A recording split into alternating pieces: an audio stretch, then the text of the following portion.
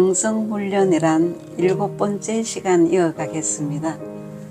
지난 시간에는 39년의 훈련이 끝나고 본시험을 치르기 위해 마지막 예비고사를 치르게 하셨는데, 시험 제목은 물이 넘치는 요단강을 제사장들이 법궤를 메고 가는 것이었다고 말씀드렸습니다. 요단강 건너가는 것은 거듭남의 체험을 하는 것이라고도 말씀드렸습니다. 한번 들어가면 법궤를 메고 있기 때문에 도망 나올 수 없습니다. 왜냐하면 동료들이 모두 죽게 되고 또 도망 나와 당장은 살 것 같지만 법궤, 말씀, 치료약을 잃어버리면 영원히 병을 치료할 수 없기 때문에 결국 죽게 된다는 것입니다. 제사장들이 법궤를 메는 것은 60만의 이스라엘 백성들이 메는 것과 같은데, 이는 대표성 원리 때문입니다. 40년 전에도 12명의 대표자들이 시험을 보았는데 상황은 다르지만 문제는 똑같은 죽으라는 문제였고, 10명의 정탐꾼들이 적어낸 답은 죽지 않겠다였습니다. 40년 전 죽지 않겠다던 저들은 모두 죽었는데, 저들이 죽은 이유는 병을 치료하는 하나님의 말씀 법궤를 버렸기 때문입니다. 그것은 양심 구약 시대에도 구원에서는 사람들에게 병을 치료하는 약이 있었지만 마음에 있는 하나님의 진리약을 찾는 눈이 없어서 죽었는데, 광야 40년 동안 죽은 60만 명에게는 두 종류의 약이 있었습니다. 하나는 마음 안에 있는 하나님의 진리의 약입니다. 하나는 마음 밖에 있는 병을 찾아 치료해 주는 율법입니다.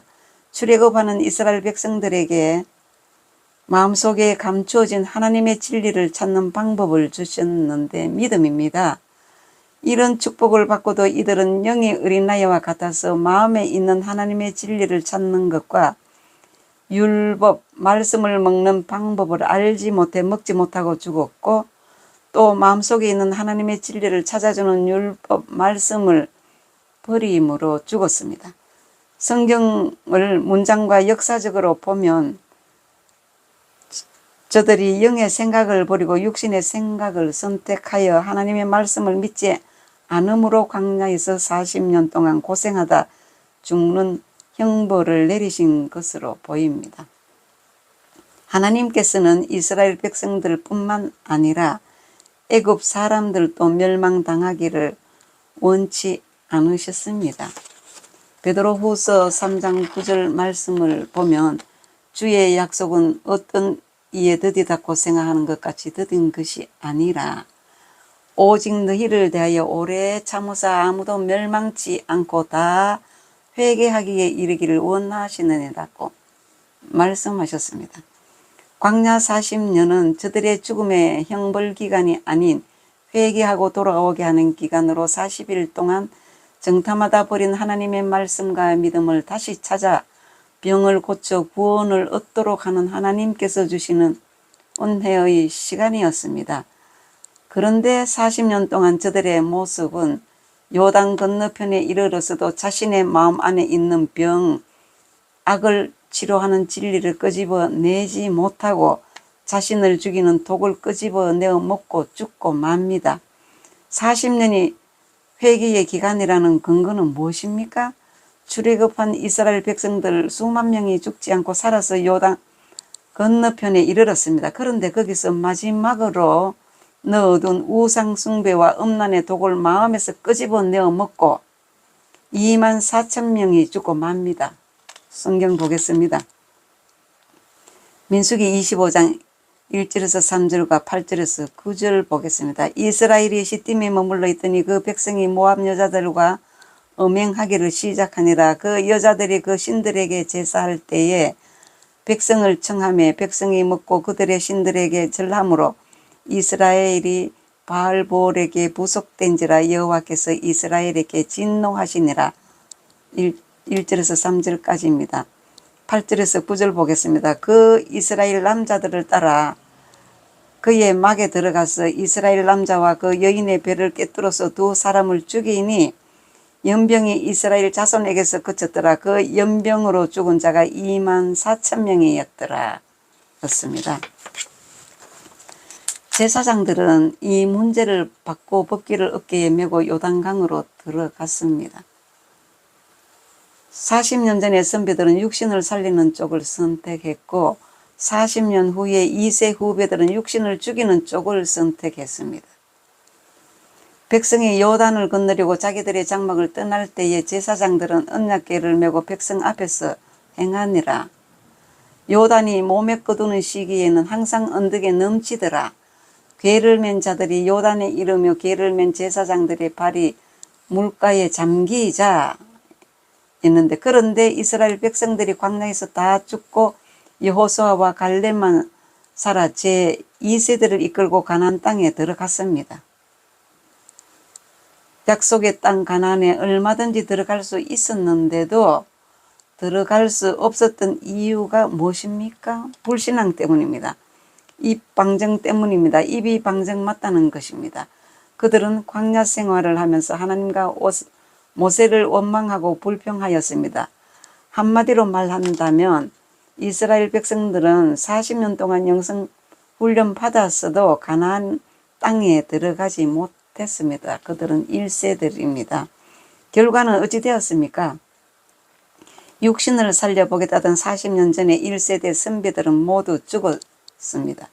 반대로 육신이 죽으면 산다는 하나님 말씀을 믿고 죽기 위해 요단강으로 들어갔는데 육신을 죽일 듯이 넘쳐 흐르던 요단강 물이 모두 도망을 갖고 죽어야 하는 제사장들은 모두 살았습니다.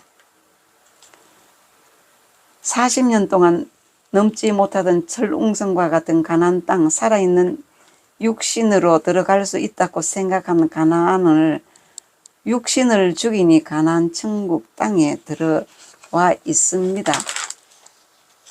가나안은 예수님께서 이 세상에 세우신 심령의 천국입니다.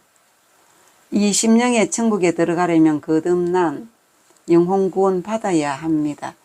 영혼 구원, 거듭남, 심령의 천국은 동일한 말인데 이것을 이루기 위해서는 육신이 죽어야 합니다. 부활은 반드시 죽은 뒤에 일어납니다. 요단을 건넌 이스라엘 백성들이 들어간 가나안의 모습은 영혼 구원의 모습이고 심령의 천국입니다. 히브리서 기자는 제사장들이 푼 문제를 아브라함이 풀었다고 합니다. 아브라함이 아들 이삭을 바치라는 문제를 받고 아들을 제단에 번제물로 드렸습니다. 실제는 하나님의 개입으로 아들을 죽이지 못했지만 내면은 아들을 죽였는데 하나님께서 다시 살려주셨다고 기록하고 있습니다. 히브리서 11장 17절에서 19절에 기록되어 있습니다. 마귀가 육신이 살 수 있다고 주는 약을 먹은 60만 명은 모두 죽고 하나님께서 육신을 죽이면 산다는 약을 먹은 60만 명은 모두 살았습니다. 영의 눈을 가지고 믿음이 있는 자는 하나님께서 주시는 육신을 죽이면 살 수 있다는 복음의 신약을 먹을 수 있습니다. 하나님께서 계획하신 구원은 이와 같이 3차의 임상실험을 통해 완성됩니다. 결론입니다. 요단강을 건너라는 것은 육신의 생각을 죽이라는 것입니다. 물이 넘치는 요단강물에 들어가야 육신의 생각이 죽어지고 씻어집니다. 이 시험을 통과해야 합니다. 제사장은 영입니다. 영이 먼저 법궤를 메고 그 발을 요단강물 위에 내딛었습니다.